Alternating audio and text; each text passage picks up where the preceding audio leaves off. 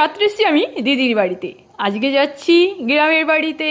এবার ভ্যাসালে পার হচ্ছি। ভ্যাসালে চড়তে কিন্তু আগে ভীষণ ভয় লাগতো, এখন আর ভয়টাই করে না, বেশ মজা নেই, এনজয় করি। গ্রামে যেতেই নাই যেতেই চলে গেলাম জমিতে। সবজি দেখে, সর্ষের ফুল দেখে সেই ছোটবেলার স্মৃতিগুলো মনে পড়ে গেল। বাবা কেউ তো নেই আশেপাশে, একটু চুরি করা যায়, কি বলো? ফাঁকা মাঠ আর এত সবজি, লোভ সামলানো যায় নাকি? বাপরে বাপ, থাকগা এই ঠান্ডায় যদি বেধুম পিটায় চোর ভেবে, আমার দরকার নেই।